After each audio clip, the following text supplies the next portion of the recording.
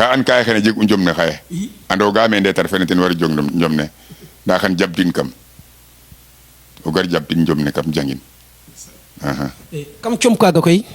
ke tegogena Papa Assane ndeysaan sate ke mu njom e gonat ne njom xaye nun ɓisun maaga nda nan ame ko jogole maye ndax i mbaga an ken xicirogna to ten uka dom ina ndax a pesa mayoga to baxtu ke nu mafrogina a miñogu lool i nan a aussi lele ko ga fes dik a pesa taxa mafina ñaat ɗik kaga itam fogame a ref ka jeg a jega ka jeg ne loolo mbir xaye o maado refe mbir sax parce que drapeau a reɗanga waab nene waab rek bo waga jang drapeau ku ta xees na xees xano maaf pir ɓeta fo leng pir ɓeta ɗak ku ta xees na xees com ɗomu refeer na kaga ino gloire a reɗu honneur saate o lirongene dono gena ten o drapeau refogu drapeau Sénégal o ndika donange ten ba may 3000 a refa 2500 nda ka i mbiyogun titar gloire a reɗu honneur a reɗu xaalis dono gan ten jeg e valeur mais nak gonle jegu valeur ndetar jangu ñom na kaga du valeur fe retna ten on était fier kay contanogu ten ndetar jangu ñom na ndiki commandre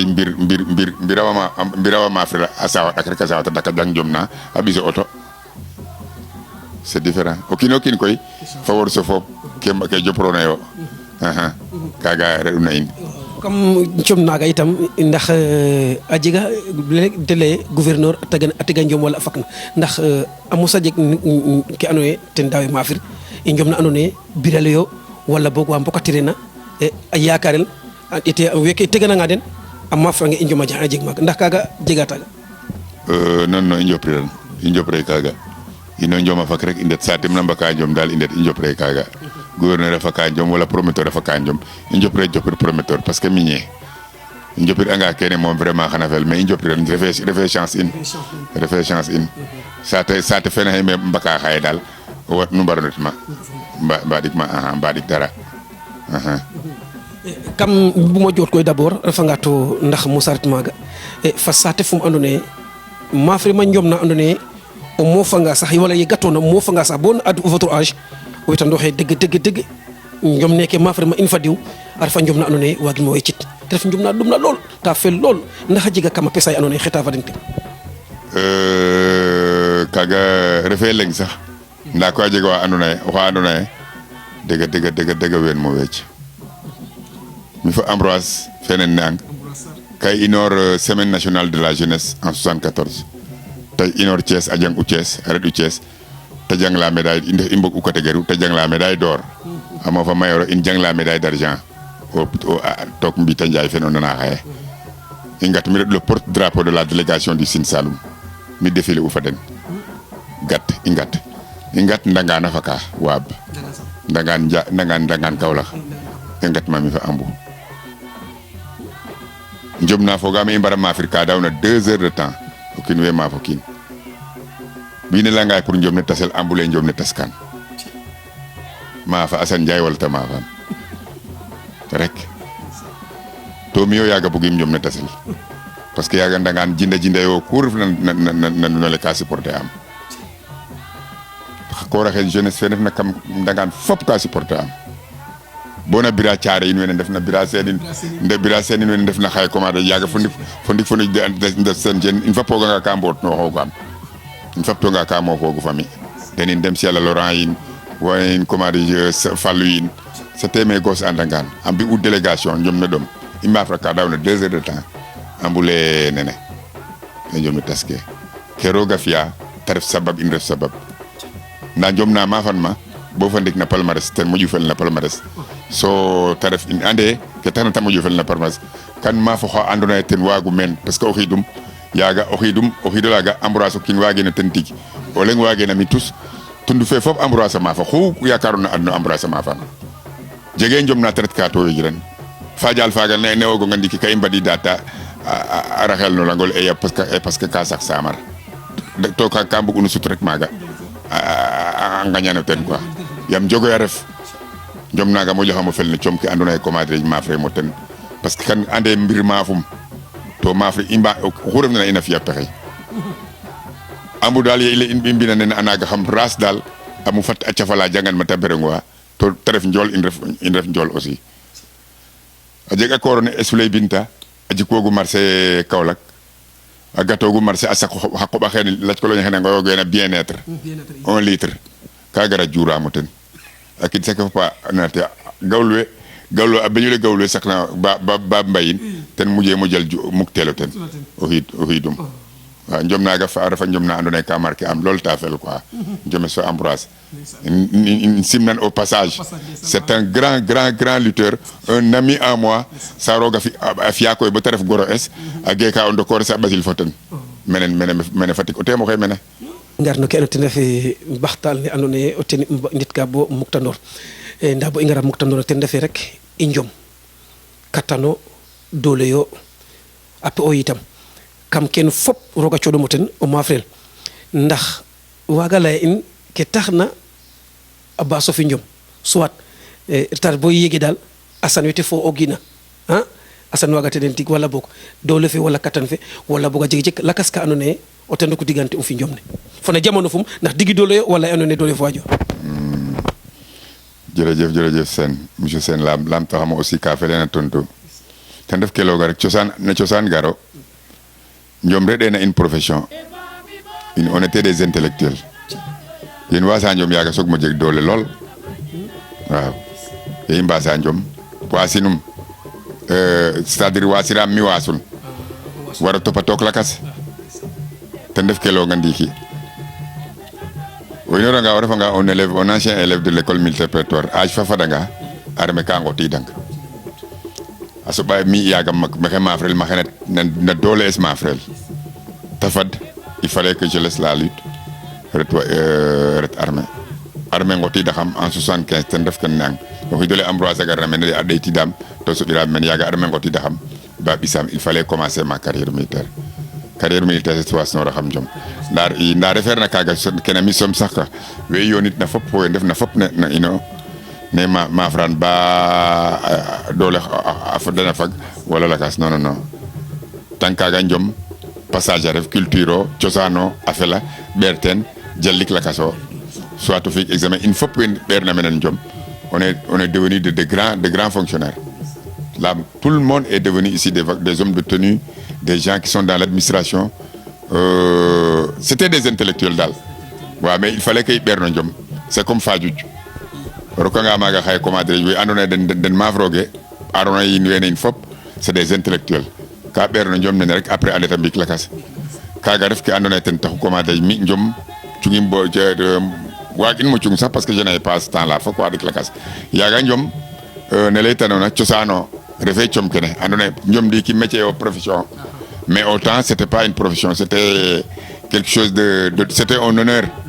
a reɗ'u o refna saate kaaga ko ten ref daaw in ye i mbina 3 ans danaka 3 ans rek maafrem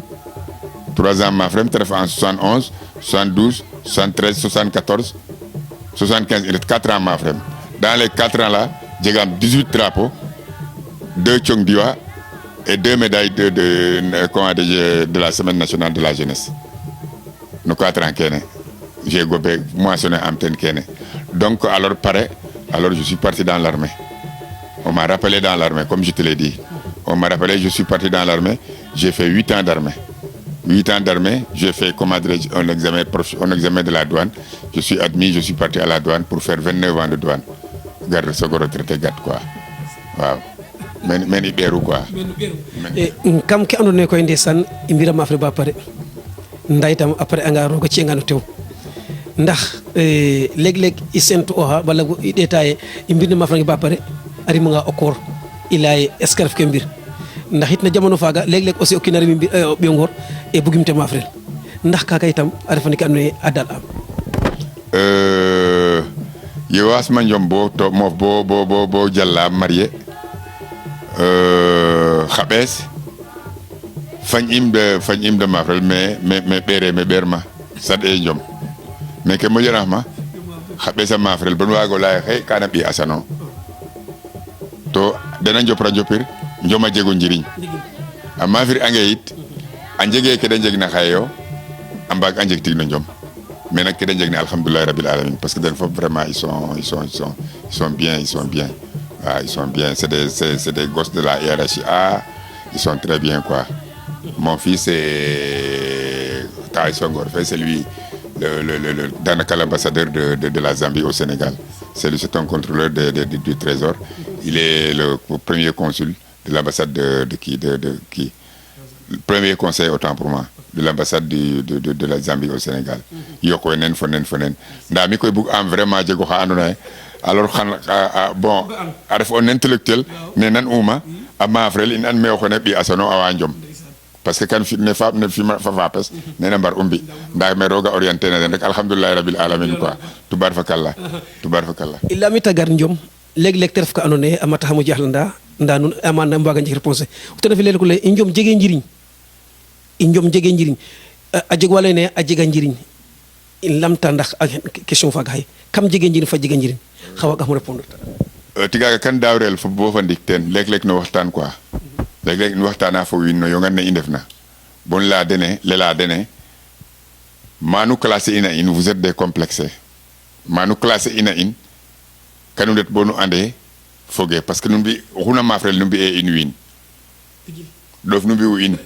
to on était plus intellectuel que vous rogalel tan in mof in i ɓerana jom ke i njegna na teranga no njegiran i ɓerana jom i ɓerana intellectuel nun wey ten a jega wa andona ye in mbog usal i mbiya examen douane nu admis ton admis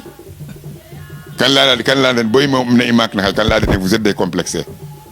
parce que tant kaga o sax anga mbap fap wan o ɗofo fiyel to njom kaga bug tradition cosaan rek a re'u a fel to nun wene nu ndet ata bo munu mofna nu nga nge in nu lang nu kontaan kanu kontaanogu ɗaya ñoxorel yam in donc on n'était pas des idiots on n'était pas des animaux on était des gens qui aiment leur culture on était des gens qui aimaient bien leur culture c'était un passage il fallait passer là-bas xani ɓeerten so ndet mbi carrière in ka i parin jom mbi carrière in nu ɗeet loxanga a njanjay suk in ne fop bono rew we yoon na fe in ndokandor na fe in fop ka teki nderes faro futulo roxe in fop oxu rokowerna ten toni refiro policier refiro douanier tu es un fonctionnaire de qui in way ndokna in way mafrena mene fop yoon on nous respecte à Fatick et on respecte nos familles aussi meta refna c'est comme ça adna neno rek adna neno maga mof ona faak maga nu mof ina mof faak mais a jega commandant fa soɓonama o ɓeeso a jega capitaine fa soɓonama o ɓeeso da mofuna peronga lene latir fa Aliou o grand so leyogna naga ten rimu den to kanuma coɗam den fop c'est un commandant de l'armée il vient du Mali c'est l'adjoint o ten saqu le kidi den mof un kene ten fadida da ino den fop a ƴufanidam a simnaxam ten ref yo o simnaxam très bien c'est des militaires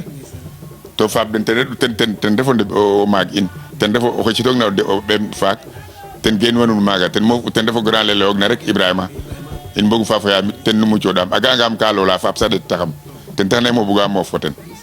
a waamranga famri ka lool faap sa ɗeet taxam bo fa ndik sa laya piel faapes rek ka nene nandu fa mi adna xe xeene daal mais njom comme lamti taxamona ten njom wiine andoona yee ka laac u ndoy waar mbog ka irana respecté e o maafrel quoi mais quand même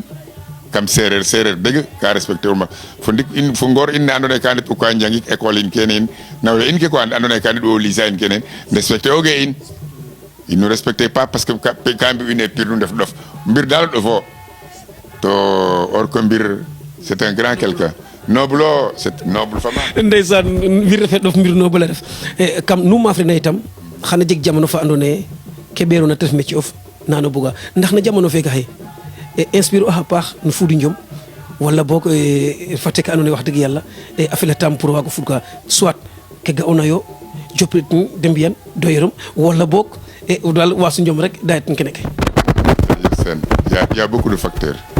ka andoona yee c'est des facteurs négatifs na njom mete refna ba tax o refanga xa andoona yee commandé njom waago wala maaf roogel njom waagatirango fel njom waagatiramo yo de di jaamu fudik njom wa faka mene to ino kiim je sais pas ce temps là njomo yeng andinum njom nane reta bo minuit pour que ndokiida 20 heures et quelque andinum gi jamu fu jom dal drapeau mindis fane it ena men mindis ene tam drapeau en gar bisana den drapeau comme gi mo fu jom men ngal ne nen mo fuda kan mo fan biles dal nena kima ke dangi may jom ne faka yek kim sax danam yaga ça ne me dérange plus parce que il y a trop de désordre comme on l'a sax ka désordre